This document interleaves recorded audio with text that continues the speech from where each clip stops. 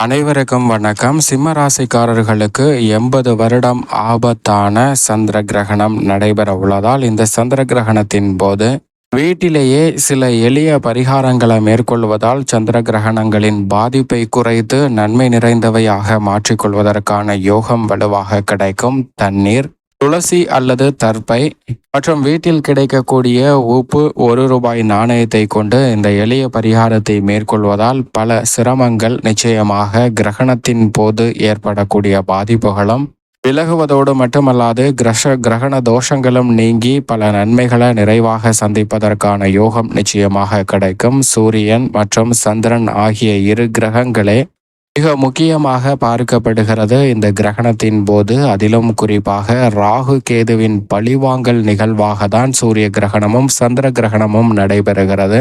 அதில் கேதுவின் பழிவாங்கல் நிகழ்வாக சந்திர கிரகணம் நடைபெறுவது ராகுவின் பழிவாங்கல் நிகழ்வு காரணமாகவும் கேதுவின் பழிவாங்கல் நிகழ்வு காரணமாக சூரிய கிரகணம் நடைபெறுகிறது. இந்த வருடம் 2வது சந்திர கிரகணமாக இந்த செப்டம்பர் 18ஆம் தேதி நடைபெறக்கூடிய சந்திர கிரகணம் அமைந்திருப்பது குறிப்பிடத்தக்கது. இந்த வருடத்தில் மார்ச் மாதம் 25ஆம் தேதி முதல் சந்திர கிரகணம் நடைபெற்றது. தற்போது மிக நீண்ட சந்திர கிரகணமாக நடைபெற போகிறது. காலை 6:11 மணி முதல் சந்திர கிரகணம் துவங்கி காலை 10:17 மணி வரை இந்த சந்திர கிரகணம் நீடிக்கிறதுங்க. சுமார் 4 மணி நேரம் 6 நிமிடங்கள் இந்த சந்திர கிரகணம் நடைபெற இருக்கிறது. அப்படி நடைபெறக்கூடிய இந்த வேளையில் கிரகணங்களால் ஏற்படக்கூடிய சில பாதிப்புகள் மனித வாழ்வில் மாற்றத்தையும் சில தோஷங்களையும் ஏற்படுத்துவதற்கான சூழல் உருவாகலாம். எனவே அவற்றை தவிர்த்து நன்மை பெற வேண்டும் என்றால் நிச்சயமாக சூரியனின் அதிகாரத்தில் உள்ள சிம்மராசிக்காரர்கள் சற்று விழிப்புணர்வுடன்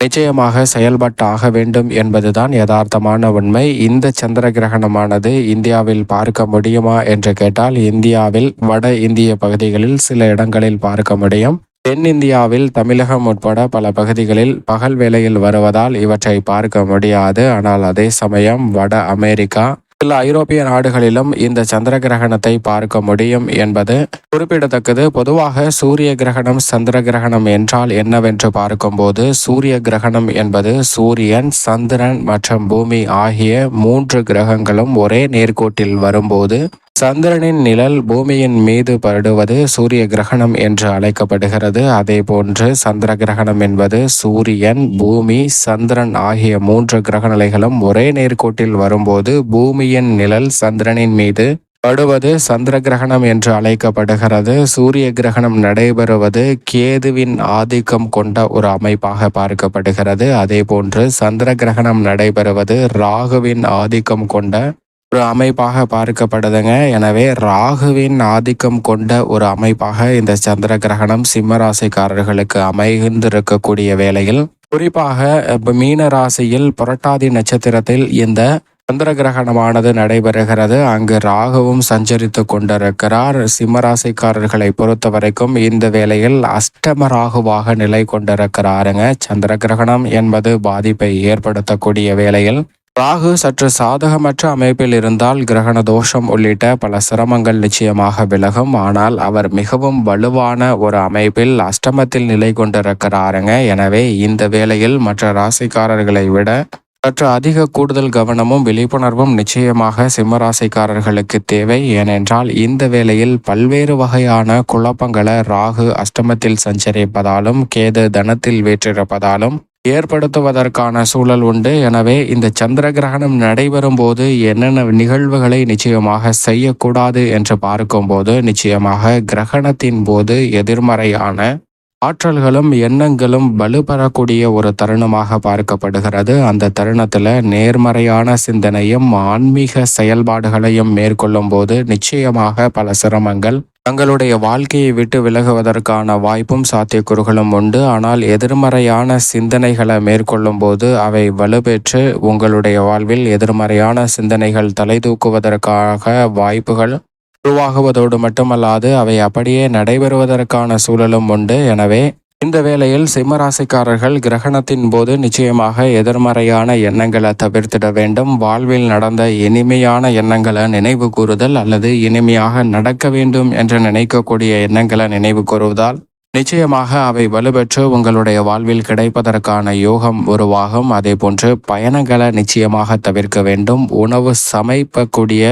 வேலைகளை முன்கூட்டியே முடித்திருக்க வேண்டும். இந்த நேரத்தில் உணவுகளை சமைக்கக்கூடாது. காய்கறிகளை நறுக்குவது போன்ற செயல்களிலும் ஈடுபடக்கூடாது. குறிப்பாக கர்ப்பிணி பெண்கள் அதிக கவனத்துடன் இருக்க வேண்டுங்க. ஏனென்றால் ஜோதிடத்தின்படி மட்டுமல்ல, விஞ்ஞானத்தின்படியும் அறிவியலின்படியுமே கிரகணம் நடைபெறும் போது ஏற்படக்கூடிய கதிர்வீச்சுகளால் சில பாதிப்புகளை சந்திப்பதற்கான சூழல் உருவாகலாம் என்பதுதான் யதார்த்தமான உண்மையாக பார்க்கப்படுகிறது. எனவேதான் இந்த கிரகணம் நடைபெறும் போது கர்ப்பிணி பெண்கள் வீட்டில் பாதுகாப்பாக இருக்க வேண்டும். வெளியில் பயணங்களை மேற்கொள்ளக்கூடாது. இயன்றவரை அந்த தருணத்தில் மற்றவர்களுடன் வாக்குவாதம் செய்யாமல் அமைதியாக மனதை வைத்து கொண்டால் உங்களுடைய உடல்நலமும் சரி, குழந்தையின் உடல்நலமும் திருப்திகரமாகவும் ஆரோக்கியமாகவும் அமையும். அது மட்டுமல்லாது இந்த நேரத்தில் கிரகணம் நடைபெறும் போது கூர்மையான ஆயுதங்களை பயன்படுத்தி பணிகளை மேற்கொள்ளக்கூடாது. கத்தரிக்கோள் தைப்பது போன்ற சில பணிகளை தவிர்ப்பது நிச்சயமாக நல்ல பலன்களை நிறைவாக பெற்றுத்தரக்கூடிய ஒரு அமைப்பாக பார்க்கப்படுகிறது. கிரகண தோஷத்தையும் பாதிப்பையும் குறைக்க வேண்டும் என்றால் நிச்சயமாக வீட்டில் இருக்கக்கூடிய தண்ணீர் மற்றும் துளசியை பயன்படுத்தலாங்க. துளசி அல்லது தர்ப்பையை வீட்டில் உள்ள நீர்நிலைகள் தண்ணீரில் போட்டு வைக்க வேண்டும். அது மட்டுமல்லாது தண்ணீர் கலந்த உணவு மற்றும் எளிதாக இருக்கக்கூடிய பொருட்களிலும் துளசி அல்லது தர்ப்பை என்று சொல்லக்கூடிய கோரை பொருட்களை போடுவதால் கிரகணங்களால் ஏற்படக்கூடிய பாதிப்புகள் நிச்சயமாக நீங்குவதற்கான யோகம் உண்டு. இந்த எளிய பரிகாரத்தை வீட்டில் மேற்கொள்ளுங்கள். மிக பெரிய அளவில் சக்தி வாய்ந்தவையாக அமையும். எதிர்மறையான தாக்கங்களும் கிரகத்தினால் ஏற்படக்கூடிய பாதிப்புகளும் நிச்சயமாக குறையும். அதோடு மட்டுமல்லாது இந்த கிரகணம் நடைபெற்று நிறைவடைந்து முடிந்ததற்கு பிறகு நிச்சயமாக வெள்ளை நிறம் கொண்ட பொருட்களை தியானமாக கொடுக்கலாம். அப்படி தானமாக கொடுப்பதன் காரணமாக தங்கள் வாழ்வில் பல்வேறு வகையான சிரமங்கள் விலகுங்க. குறிப்பாக ஒரு துணியில் சிறிதளவு உப்பும் ₹1 நாணயத்தை வைத்து முடிந்து மற்றவர்களுக்கு தானமாக கொடுக்கலாம். அல்லது அரிசி, உணவுப் பொருட்கள், சமைத்த உணவுப் பொருட்களையும் நல்லெண்ணெய் கலந்து சமைத்த உணவுப் பொருட்களையும் தானமாக கொடுக்கலாம். அப்படி தானமாக கொடுப்பதன் காரணமாக வாழ்வில் பல்வேறு வகையான சிரமங்கள் நிச்சயமாக விலகும். கிரகணங்களால் ஏற்படக்கூடிய பாதிப்புகளும் தோஷங்களும் உங்களை வந்து சேராது. அதிலும் குறிப்பாக ராகுவின் பழிவாங்கல் நிகழ்வாக இந்த கிரகணம் பார்க்கப்படுகிறது. எனவே இந்த வேளையில் அபசு பலன்கள் உங்களை வந்து அடையாமல் இருப்பதற்கு நிச்சயமாக இது போன்ற எளிய பரிகாரங்களை வீட்டிலேயே மேற்கொள்ளலாம். அப்படி மேற்கொள்வதால் சிம்ம ராசிக்காரர்களுக்கு நிச்சயம் நிறைந்த நன்மை உண்டு. அனைத்து ராசிக்காரர்களுக்குமே பாதிப்பான ஒரு நிகழ்வாக பார்க்கப்பட்டாலும் கூட சற்று கூடுதலாக சிம்ம ராசிக்காரர்கள் கவனத்தில் எடுத்துக்கொள்ள வேண்டும். ஏனென்றால் ராகு இந்த வேளையில் அஷ்டமத்திலும் தனஸ்தானத்தில் கேதுவும் இருக்கிறார். எனவே இந்த கிரகணம் நடைபெறக்கூடிய 4 மணி நேரம் 6 நிமிடம் முழுவதுமே இறை வழிபாட்டையும் ஆன்மீக சிந்தனையும் நேர்மறையான எண்ணங்களையும் மனதில் விதைங்க. நிச்சயமாக நல்ல பலன் நிறைவாக கிடைக்கும். மேலும் கிரகண பாதிப்புகளும் தோஷங்களும் இந்த எளிய பரிகாரம் மூலமாக நிச்சயமாக நிவர்த்தியாகும். பல நன்மைகள் தங்களுடைய வாழ்வில் சிம்ம ராசிக்காரர்களுக்கு நிறைவாக கிடைக்கும் என்பதில் சந்தேகமே இல்லை.